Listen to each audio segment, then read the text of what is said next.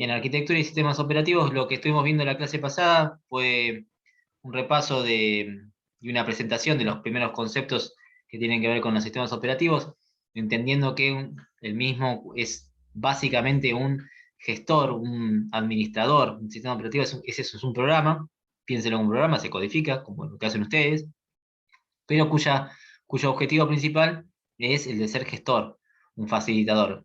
El objetivo principal es eso.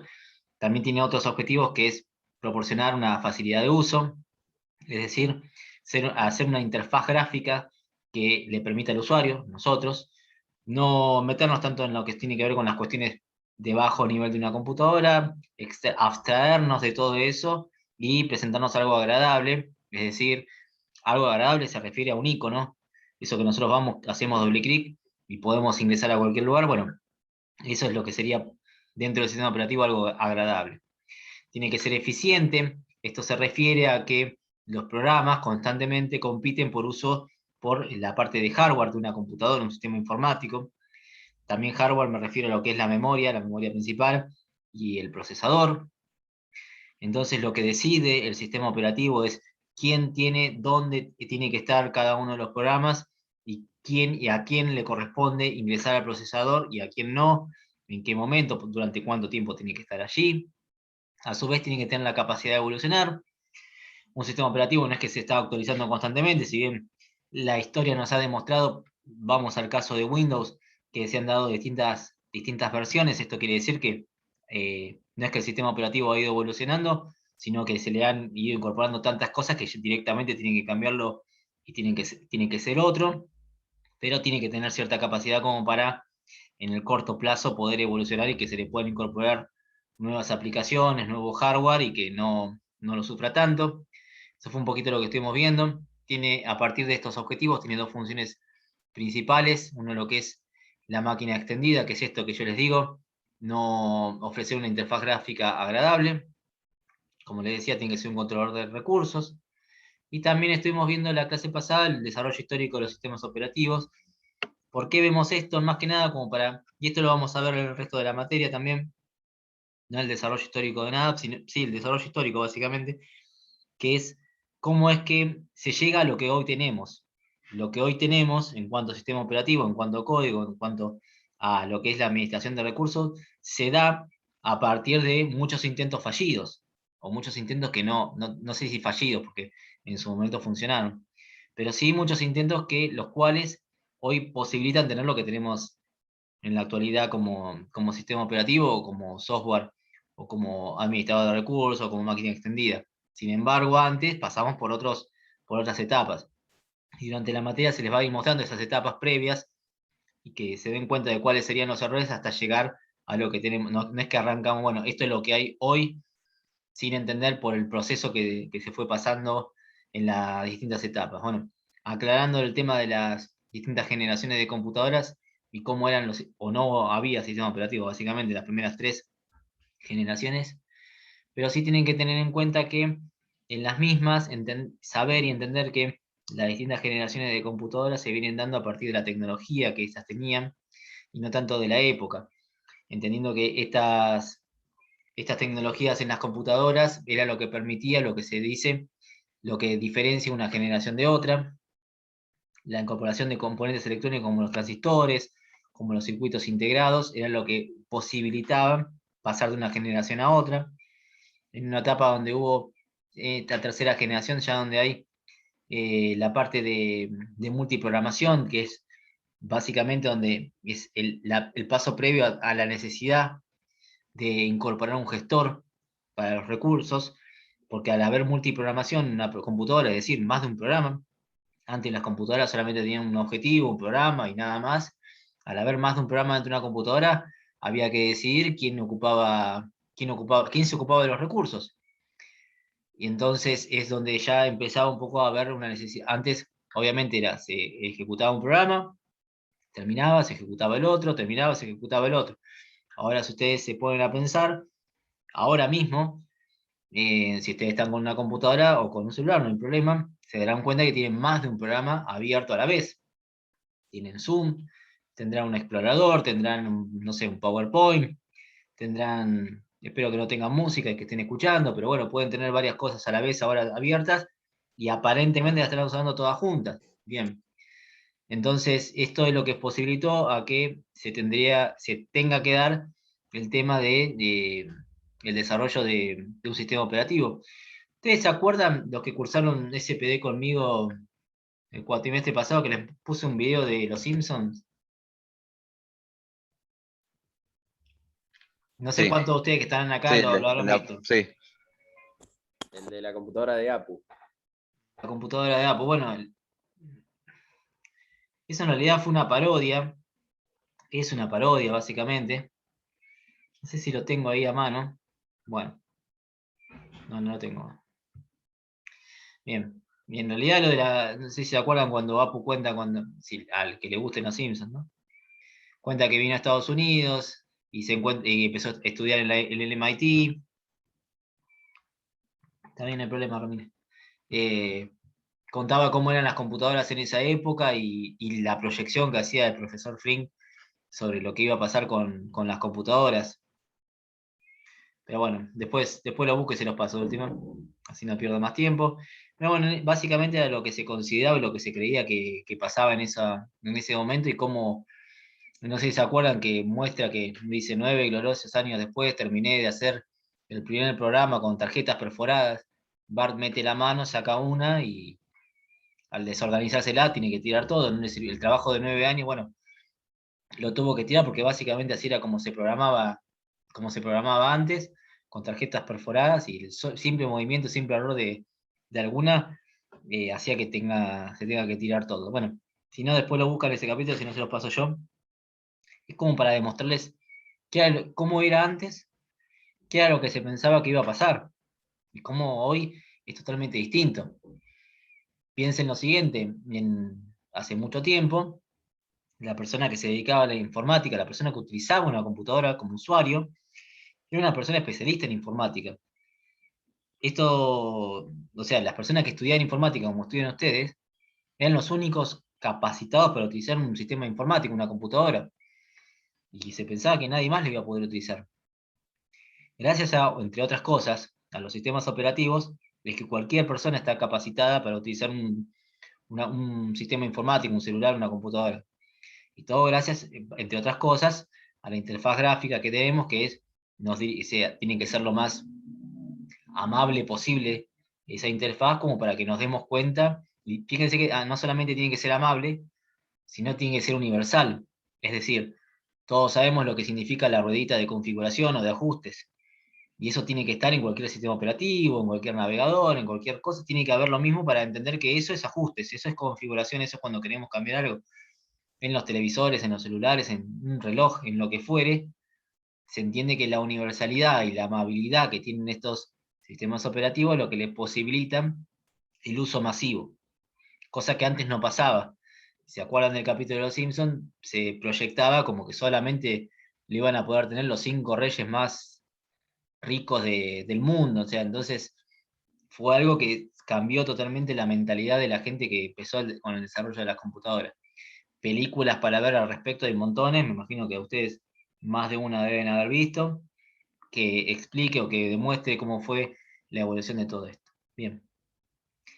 En síntesis, esto fue un resumen de lo que estuvimos viendo en la clase pasada. Vamos sí ahora a la parte nueva, a la parte de conceptos básicos. Insisto, son conceptos, como dice el título, básicos. Empezamos nombrándolos. Más adelante vamos a ver muchas más cosas al respecto. O sea, no se apuren a tratar de sacar conclusiones o a ver algunas situaciones que a lo mejor no quedan del todo claro. Al transcurrir la materia sí vamos a retomarlas todas y seguramente van a quedar muy claras. Primero de los conceptos es el de procesos. Fíjense que yo el martes, o el lunes, no, el lunes estuve con ustedes, les hablaba de programas que entran al procesador. En realidad lo que entra en un procesador es un proceso. ¿Y qué es un proceso y cómo se diferencia de un programa? Bueno, la definición dice, un proceso es básicamente un programa en ejecución, consta de un programa ejecutable, sus datos, pila, contador y otros registros. Es decir, Cuando ustedes hacen el código y lo escriben, ¿qué hacen después? Lo compilan, si está todo perfecto, corre. Una vez que empieza a ejecutarse el programa, en vez de un programa pasa a ser un proceso.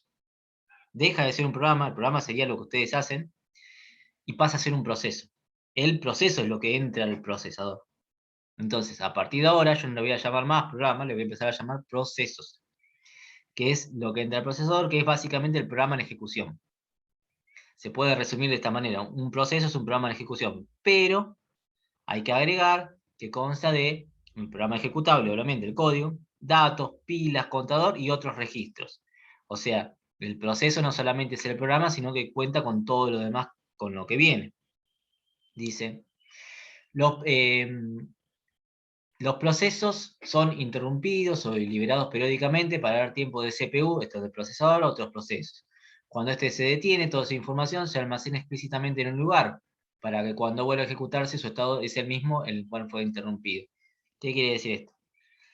Los procesos no es que entran al procesador y se queden ahí hasta ser ejecutados completamente. El proceso entra y sale constantemente dentro del procesador. Varios procesos entran y salen constantemente en el procesador en una fracción de segundo tan mínima que nosotros ni nos damos cuenta de que solo un proceso está en el procesador.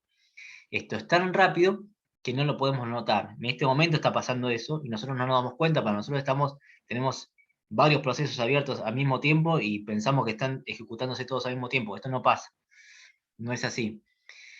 ¿Qué sucede? Cuando un proceso sale del procesador, la información, o sea, hasta dónde, por ejemplo, yo estoy ahora supóngase que esto sea un PowerPoint, y estoy hasta esta página, no es que cuando sale este proceso y entra otro al procesador, no es que cuando se vuelve a ejecutar este proceso, también vamos a ir viendo de los distintos estados, porque tiene que ver esto con los nombres que estoy dando, ¿no? No es que cuando se vuelve a ejecutar este proceso voy a arrancar desde el principio, sino que arranca de donde yo quedé. Bueno, toda esa información, entre otras, si yo, por ejemplo, hice un cambio, queda almacenado en lo que se conoce como bloque de control de procesos. En una partecita dentro del proceso, que se llama así, bloque de control de procesos, donde queda almacenada toda la información.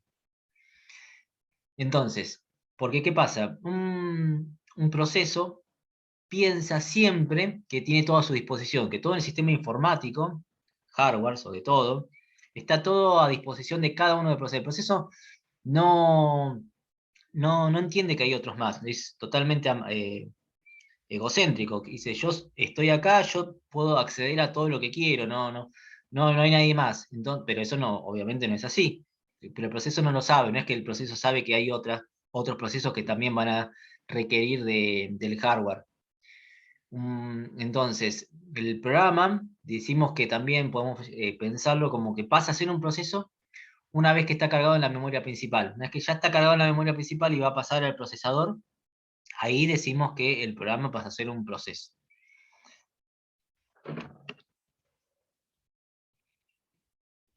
Bien.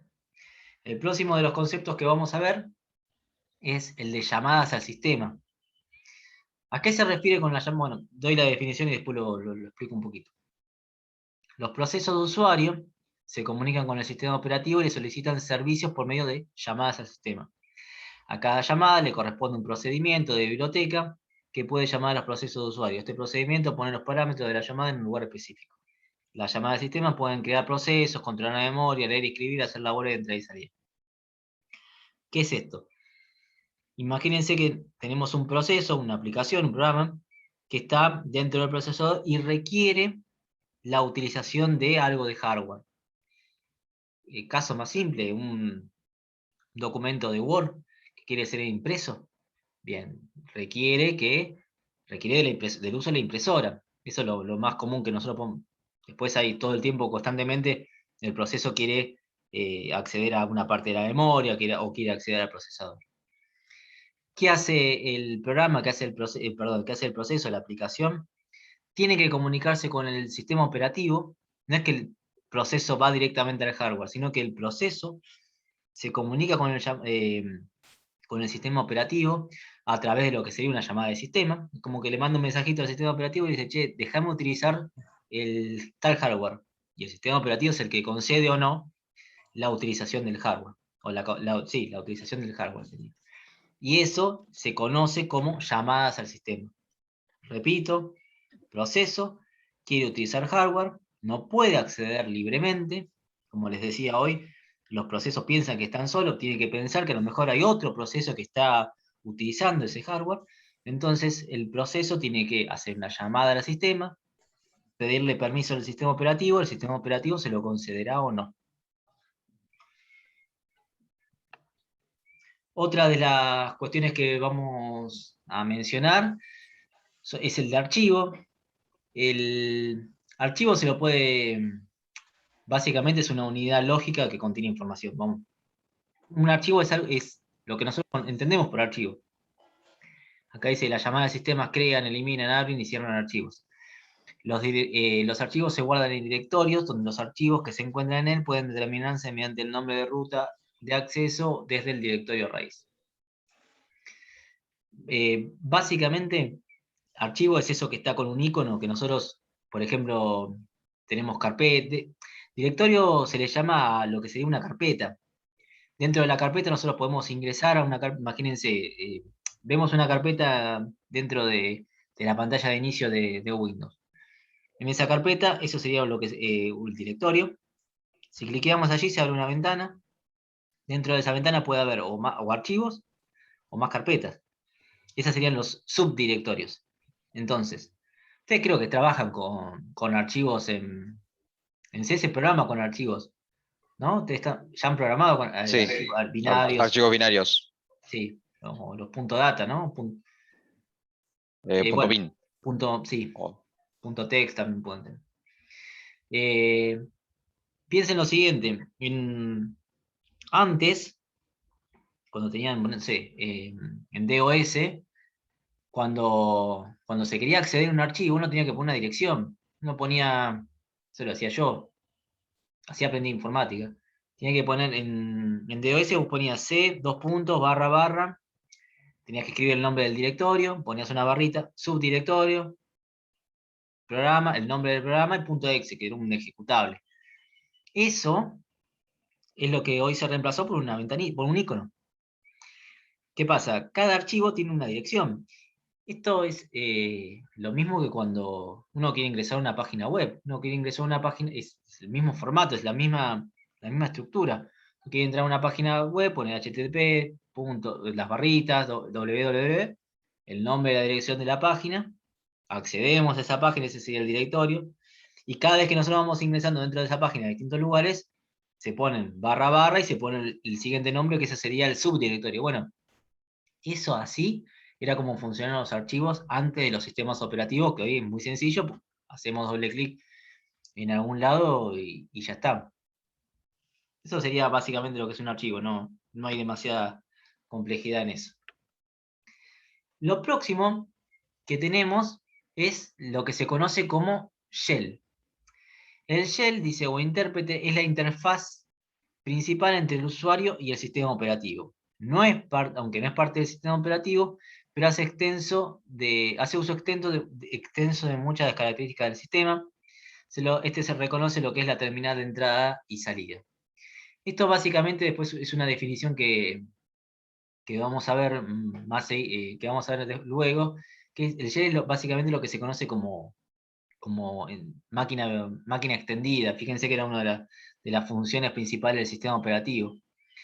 Es eso, es la máquina extendida del sistema operativo, es lo que nos permite interactuar a nosotros con el núcleo del sistema operativo. Es decir, cuando nosotros, en vez de ver exactamente lo que está haciendo cómo es la parte de bajo nivel del sistema operativo, no es que nosotros, usuarios, no vemos lo que está pasando dentro de un sistema operativo, no accedemos al núcleo. Solo lo que vemos es una interfaz gráfica y eso es lo que se conoce como shell, lo que nosotros estamos viendo propiamente dicho en un sistema operativo. Al núcleo nosotros no podemos acceder, sería muy complejo poder ver y entender, o sea, no cumpliría con la función de máquina extendida, que es una de las cuestiones que para eso se hace un sistema operativo, básicamente. De todas maneras, muchas veces, alguna vez pusieron ese CMD en Windows. la consola de comando de Windows. Sí. Sí. Sí, sí, sí. Para Bueno, ejecutar el registro del disco duro, para corregirlo. bueno. El CHK, no me acuerdo qué nombre más. Claro, cada sistema operativo tiene el propio. El de Windows es el más común, que es el CMD. Después Linux creo que tiene uno que se llama consola. Eh, claro, bueno, pero nosotros normalmente no interactuamos con el CMD. Perdón, interactuar con el CMD sería directamente interactuar con el núcleo. Nosotros no hacemos eso, nosotros tenemos un shell. Shell es caparazón, dicho de buena manera en inglés, es lo que nos cubre de poder llegar a ver esas cosas. Después también está Mac, creo que se llama, es la terminal de Linux, me parece. No me acuerdo bien. Bueno, no me acuerdo el nombre. Terminal a secas. La terminal, ¿no? Sí. Bien. El Profe, ¿cómo kernel, sería eso de que, perdón, que te interrumpa con lo anterior, de que no forma parte del sistema operativo? claro, porque el sistema operativo en realidad no forma parte del sistema operativo porque en realidad lo que nosotros queremos es no cumple con las funciones principales que es la de máquina extendida. En realidad el núcleo del sistema operativo es como una caparazón, lo que está dentro, es una definición tanto, puede llegar a ser confusa, lo que está dentro de lo que sería el núcleo para nosotros es la parte del sistema operativo, lo otro es como una caparazón, es algo que lo está cubriendo, pero se le dice que no forma parte del sistema operativo. Esto creo que lo aclaré la vez pasada. Nosotros nos basamos en un libro que es el que está en la parte general del campus, el de William Stanley, que es el que dice que esto no forma parte del sistema operativo. Yo podría llegar a pensar que sí, que también tranquilamente lo podríamos considerar como parte del sistema operativo. ¿Se entiende Sí, esto? claro, porque es algo que viene con el sistema operativo, justamente. Puede que no sea lo principal, pero es algo Claro, sí, que pero por eso te pertenece. digo, sí, sí, tal cual, coincido. Para mí también, ¿eh? Pero por eso te decía que, que dependiendo del autor que uno lo pueda mirar, que uno esté siguiendo, eh, es que el núcleo, vos lo tenés que pensar como que es esa es la parte del kernel, es esto que vamos a definir ahora, pero lo demás vos decís, bueno, es la caparazón, no es parte del sistema operativo, bueno, pero uno puede llegar a pensar que sí. ¿Está bien? Pero es siguiendo el autor que uno está haciendo un resumen de eso. Bien. Gracias. Lo que responde al kernel, bueno, esto básicamente es el núcleo del sistema operativo donde se guardan todos los registros de los procesos. Bueno, tiene distintas funciones, que es las que figuran acá. Funciona como gestor de memoria, gestión de entrada y salida a disco y controla las tareas de ejecución. Esto de controlar las tareas de ejecución es es lo próximo que vamos a ver, que es el que decide cuánto tiempo le permite estar al proceso dentro del procesador. Básicamente cada proceso, cada sistema operativo, eso lo decide el núcleo, es el que hace el control del tiempo que está un proceso dentro del procesador. Bien, pasando, estos son los conceptos básicos que después, insisto, los vamos a ir mencionando mucho más adelante. Quédense tranquilos, no se desesperen hoy. Vamos a pasar a ver lo que es la clasificación de los sistemas operativos a través de su estructura.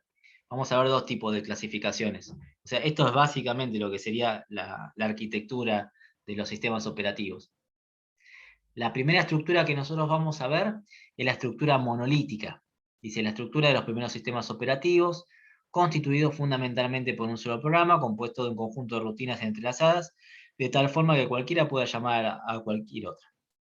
Básicamente tenemos módulos, son partes, módulo piénsenlo como partes de un proceso, distintos módulos, o sea, distintas partes del mismo proceso, por eso dice que esto es un solo programa, estos primeros sistemas operativos, y lo que podía hacerse era comunicarse de una parte del proceso a otra parte del proceso. Cualquier parte podía acceder a cualquier otra parte del proceso. En este caso, lo que nosotros estamos viendo acá estas flechas son relaciones que en estas partes no sucedían dentro del kernel, sino dentro de la otra parte de lo que sería el sistema operativo. Si se necesitaba una intervención del hardware, sí, podía llegar a aparecer.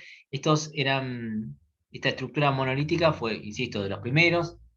Unix trabajaba de esta manera, y básicamente, ¿por qué se dejó de utilizar? Porque ahora vamos a ver otro tipo de estructuras de arquitectura, de sistemas operativos, esto lo hacía bastante insegura al mismo. Entonces, si uno podía de cualquier lado acceder a cualquier otra parte, sin permiso de usuario, sin que el sistema operativo te diese ningún rol, contando con cualquier tipo de privilegio. Esa palabra la vamos a utilizar mucho.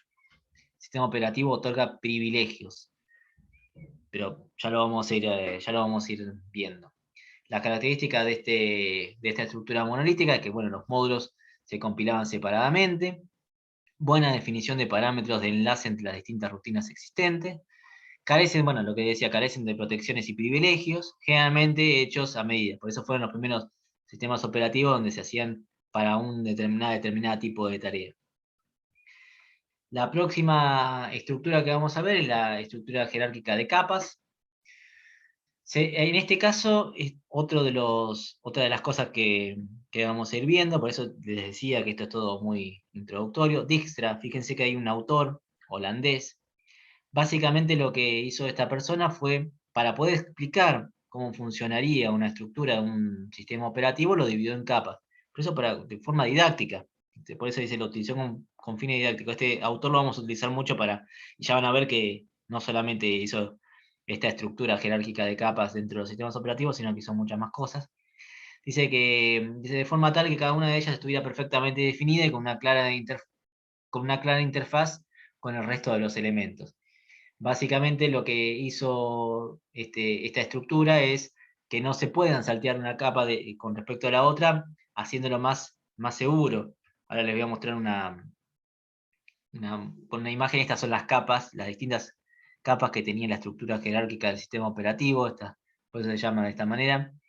Este sistema jerárquico, fíjense que la última capa, la capa de -1, tiene -1 en realidad porque no pertenece al hardware. Fíjense que en la capa 0 aparece la parte de gestión la parte de gestión del CPU, perdón. La parte la última de las capas, que es el usuario, eso es lo que vendría a ser el shell que hoy les estaba mencionando.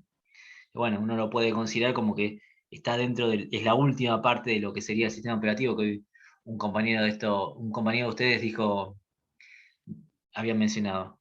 Gracias a estas capas, lo que se podía determinar era básicamente cuál era la incumbencia que tenía cada una de las mismas. Entonces, a partir de estas capas que se fueron gestionando que se fueron estructurando de esta manera, es que uno puede decidir, bueno, vos podés hacer de acá hasta acá. Antes, en la estructura monolítica que habíamos visto hoy, eso no pasaba, porque cualquiera podía acceder a cualquier lado. Pero acá ya es como que se fue determinando con un poquito más demostrando bien quién podía acceder a cada cosa. Y la próxima evolución que siguió esto todo va en orden que fue evolucionando. Eso no quiere decir, de hecho, hoy por hoy, hay algunos sistemas operativos que siguen funcionando de manera monolítica. O han habido hasta la década del 2000, por lo menos, algunos que así funcionaban. La estructura próxima jerárquica que les voy a mostrar es la de anillos, es similar a la de capas, con la única diferencia es que cada una de las etapas tiene una puerta o trampa, se lo conoce. Hay como una llave, hay que pedir permiso, básicamente acá para pasar de un lugar a otro. Es como que fue un paso más adelante. Esta estructura se focalizaba más en lo que es el usuario, porque se le protejan mucho más los datos para poder llegar. Fíjense que cada una tiene una gestión, dice gestión de información, gestión de memoria, y no podías pasar de la etapa usuario a la gestión del CPU así como así, sino que estaba mucho más restringida y no se permitía el paso, no se permitía el salteo de capas, el salteo de anillos, perdón. Si vos querías pasar del anillo 5 al anillo 3, tenías que pasar sí o sí por el 4 y te lo tenían que otorgar y te lo tenías que ganar ese permiso. Bueno, básicamente esta estructura es lo que hizo, es eso, es que sea mucho más segura.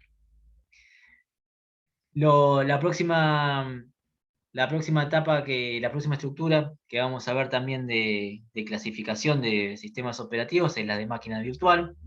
Esto deben conocer ustedes un poco más de esto. A lo mejor no lo conocen y no saben. Se trata de un tipo de sistema operativo que presenta una interfaz a cada proceso, mostrando una máquina que se parece idéntica a la máquina real subyacente. Estos sistemas operativos separan dos conceptos que suelen estar unidos con el resto de los sistemas, la multiprogramación y la máquina extendida. El objetivo de los sistemas operativos de máquina virtual es el de integrar distintos sistemas operativos, dando la sensación de ser la misma máquina. Entonces, lo que sucede mucho con los servidores, por ejemplo. Fíjense, nosotros tenemos el hardware y tenemos distintos sistemas operativos. Cada sistema, y obviamente los distintos usuarios. Cada sistema operativo entiende el hardware de una manera diferente. Y lo que hace el proceso de máquina virtual es el de otorgarle la sensación al sistema operativo de que el hardware, ese que se está utilizando, es de la manera, de la forma que ellos pueden reconocer. El hardware en realidad tiene una única manera, una única forma, una única estructura. Sin embargo, esta estructura de máquina virtual le hace creer a los distintos sistemas operativos, básicamente, que es el hardware que ellos conocen. Esto, en la parte que está acá en negrito, es lo que vendría a ser el sistema operativo, que devuelve un hardware distinto según el sistema operativo en el cual se esté utilizando. ¿Alguno de ustedes le puede llegar a parecer que esto lo estén utilizando para algo, para hacer otra cosa? Esto de máquina virtual. ¿Han utilizado el VirtualBox, por ejemplo? Utilizado no, pero sí lo conozco.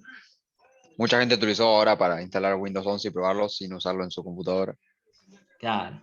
No sea uno que juegue juegos antiguos y necesite utilizar este tipo de emuladores para hacerle creer a la computadora o para hacer que pensarle a la computadora que está trabajando con ese hardware que, o sea, básicamente Bueno, lo que hace es emular el hardware que es más viejo en lo que nosotros estamos utilizando.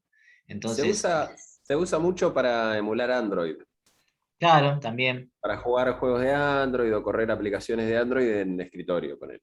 bueno, sí, por eso es básicamente este concepto de máquina virtual es eso, es poder emular algo que no es exactamente lo que nosotros tenemos. Bueno, pero es otra manera de trabajar lo que son los sistemas operativos con este formato. Y el otro, se conoce como cliente-servidor, microkernel. Dice, este sistema sirve para toda clase de aplicaciones, por tanto es de propósito general y cumple con las mismas actividades que los sistemas operativos convencionales. El núcleo tiene como misión establecer la comunicación entre los clientes y los servidores, o sea, el kernel. Los procesos pueden ser tanto de servidores como clientes. Esta es una estructura, ahora vamos a ver el dibujo, pensada para que el núcleo casi no intervenga en la gestión del hardware. Deja que todo esto lo haga el usuario. Fíjense que en este caso, a ver, ustedes están viendo esta imagen, es modo usuario, fíjense todas las cosas que pueden hacer. En hebras, acá hay un nombre, esto es hilos traducido, ya lo vamos a ver, toda una unidad dedicada a lo que son los hilos, pero el kernel solamente se encarga de hacer poquitas cosas y le da toda la responsabilidad al usuario. Así funcionó bueno, esto también les tiene que resultar medianamente conocido, esta imagen. Nosotros tenemos un servidor y distintos clientes que funcionan así. Un servidor y distintas computadoras. El campus. Bueno, sí, pero más general, Internet. Internet. Esto es Internet, Internet, sí. donde hay usuarios, clientes, se lo conoce como clientes, que quieren ir a una página, y mandan una dirección, un directorio a un servidor, y el servidor eso lo devuelve como una página web. Bueno, básicamente es eso, así como funciona Internet. En su momento, ¿qué pasa? Esto también es bastante inseguro porque un cliente puede pedir algo, el servidor le pide datos y esos datos el servidor se los puede pasar a otro cliente. Bueno, eso es bastante complejo porque por esa razón todos los clientes aparentemente son los mismos, pero el servidor tiene que saber concretamente quién fue el que le pidió cada cosa. Es como que se relaja bastante el sistema operativo y le deja todo todo al usuario y no tanto a que el sistema operativo sea el que controle. Entonces, el usuario, además de, para un sistema operativo, el usuario es muy lento, se lo considera una parte muy lenta, como que no, y como que puede provocar varios errores. En un momento, cuando se creó Windows 95, después el resto de las versiones, al haber nuevas aplicaciones que constantemente necesitaban algo nuevo de Windows, lo que fue haciendo es ir sacándole privilegios al sistema operativo y dárselos a los usuarios, porque si no tenía que ir cambiando casi constantemente. Fíjense que Windows 97, Windows 98, ustedes dicen, pero en un año Windows 2000, después antes creo que estuvo otro también, el NT estuvo. Hubo unas cuantas versiones de Windows ahí muy, muy seguiditas. Pasa que se iban agregando, se iban incorporando nuevas aplicaciones y esas aplicaciones necesitaban hacer cosas que el sistema operativo le prohibía. Entonces lo que fue haciendo Windows fue, bueno, dale, dejá que el usuario haga lo que quiera, hasta que en un momento dijo, no, pero para, tanto lo que quiere no puede hacer, vamos de vuelta a controlar todos nosotros, porque si no puede llegar a ocurrir cualquier cosa. Pero bueno, es como que esta evolución de las distintas estructuras que tuvieron los sistemas operativos fue pasando a lo largo del tiempo por distintas situaciones propias de la invención de nuevas cosas, ¿no? La próxima clasificación, nosotros vimos hoy por estructura. Esta clasificación es un tanto más sencilla, es la clasificación de los sistemas operativos por servicios. ¿Por qué pasa a ser más sencilla que la anterior? Porque esta clasificación de los sistemas operativos, básicamente el nombre te dice lo que es. Dice por número de usuarios, puede ser monousuario, multiusuario, no creo que tenga que decirle mucho. Número de tareas, monotarea, multitarea, lo mismo. Número de procesadores, uniproceso, multiproceso. Puede haber muchos procesos, la cantidad de procesadores que tenga. Eh, hay servidores que vienen hasta con 128 procesadores hoy por hoy. O sea, yo la otra vez creo que les había comentado que, bueno, seguramente la mayoría de las computadoras tienen un solo procesador. Están las dual core que vienen con dos y hay otras que vienen con más procesadores. Eso no, lo que tendería a hacer una computadora con más procesadores, si tuviese el sistema operativo adecuado, mucho más rápida. Obviamente mucho más cara también, y mucho más costosa en cuestión de funcionamiento. Lo que tiene que quedar claro en esta clasificación de sistemas operativos por servicios es que una característica es independiente de la otra, no es condicional de la otra. Es decir, un sistema operativo que sea monousuario no necesariamente tiene que ser monotarea, puede ser multitarea. Un sistema operativo multitarea, por ejemplo, puede ser monousuario. Entonces, sepan eso, que no es una cuestión, una cosa lleva a la otra. Con el número de tareas, bueno, como les decía, los monousuarios son aquellos que soportan un usuario a la vez, sin importar el número de procesadores que tenga la computadora o el número de procesos o tareas que el usuario puede ejecutar en el mismo instante de tiempo. Las computadoras personales típicamente se han clasificado en este renglón. También los celulares podemos pensarlo como que son monusuarios. Aunque más, fíjense que incluso hasta, bueno, acá dice las computadoras personales. Fíjense que, bueno, ahora no, pero hay muchos celulares que te dan hasta, vos podés ingresar con una huella de... Ah, bueno, y Mario que Tomás pedía el enlace de Discord. Ahí Mario se los pasa. Ingresen allí y van a poder tener comunicación con nosotros. Lo que les decía, los celulares hoy por hoy hasta uno puede meter más de una huella, ¿no? Para que no sea tan monusuario aparentemente, pero en realidad nosotros, cada aplicación en Android por lo menos, fíjense qué pasa cuando ustedes se descargan una aplicación. Cada vez que se descarga una aplicación les pide permisos. Y esos permisos se los conceden, no, ustedes generalmente se los van a conceder, ¿no? Pero no es que el usuario accede a cada aplicación de la misma manera. Para Android piensa que cada aplicación corresponde a un usuario distinto, porque fíjense que cada aplicación les pide una autorización diferente y que no es que uno dice, bueno, yo accedo a que Android tenga lugar o que cada aplicación que esté en Android tenga acceso a mi cámara, a mi micrófono, a mi galería, etcétera, sino que cada aplicación te pide los mismos permisos que te pidió la aplicación anterior. Bueno, esa es una manera de ver también esto de que es monusuario, pero también para Android cada aplicación la está manejando un usuario distinto. Podemos pensarlo de esa forma. Bueno, los multiusuarios son los que son capaces de dar servicio a más de un usuario a la vez, ya sea por medio de varias terminales conectadas a la computadora o por medio de sesiones remotas en una red de comunicaciones. No importa el número de procesadores en la máquina ni el número de procesos en que cada usuario puede ejecutar simultáneamente. Las que son monotareas. ¿Qué se le ocurre de ejemplo de monotareas hoy por hoy? Dice, son los que permiten dar una tarea a la vez, por ejemplo, para cada usuario. ¿Qué cosas piensa que puede ser monotarea hoy por hoy?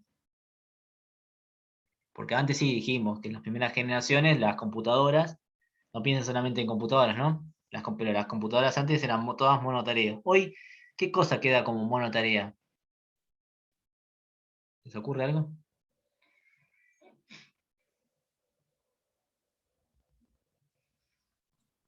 ¿Una calculadora podría ser? Sí, Lo que pero sí hay que hablábamos pensar. hace un rato, lo que hablábamos hace un rato, tipo del CMD. Ah, No, como todo un sistema informático que sea monotarea. Entonces ya está dentro de una cosa. El sistema de un cajero automático. Bueno, ponele. Cajero automático es un. Ahí tiene un muy buen ejemplo de lo que sería un sistema informático que cumple una sola tarea y no puede cumplir otra. Está diseñada y armada para que haga eso solo. No le podemos agregar nada más. Pero sí, eso sería, por ejemplo, lo un que sistema sería GPS. Bueno, el monotarea. ejemplo que tiró un compañero de la calculadora puede estar bien, porque dentro de todo cumple una sola función. Sí, sí, pero una calculadora científica, ¿no? Porque Claro, aparte sí, sí. sigo pensando que Claro, obviamente. porque tiene memoria y todo, la calculadora científica, sí, también. Sí, Un sí. sistema GPS Sistemas podría ser. GPS, sí. Fíjense que también hay sistemas que tienen monotareas. En la actualidad uno pensaría que no, todo sistema informático tiene que tener muchas tareas como esta que vamos a definir ahora. Pero hay que entender bien esto. Pero, Sí. perdón, ¿se puede considerar monotarea? Porque, tipo, por ejemplo, un- monotarea en el sentido porque hacen varias cosas, aunque cumplan una misma No, función. no, pero bueno, es la única tarea de hacer cálculos. Lo ponemos así general, pero no es que puedan hacer cálculo, no pueden hacer cálculo y funcionar de GPS a la vez. ¿Me entendés? La calculadora. Porque no está diseñada para eso, no está armada para eso. ¿Se Claro, entiende? puede realizar tareas dentro de lo que se Puede hacer varias permiten tareas, suma, de su multiplicación, función. división, pero no es que las consideramos distintas tareas. La misma Bien, tarea, bien. igual que el cajero automático, da plata, recibe o te da un ticket, no sé. Son varias tareas, pero consideramos que es una única.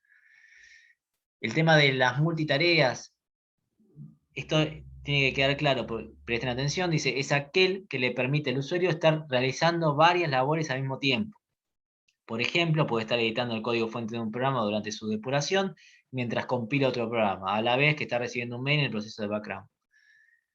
Que puedan hacerse varias tareas no quiere decir que se estén haciendo todas juntas dentro del procesador. Se dice que se hacen de manera concurrente. Y esta palabra la vamos a, como le dije hoy que la palabra hilos correspondía a una unidad, la palabra concurrente corresponde a otra unidad.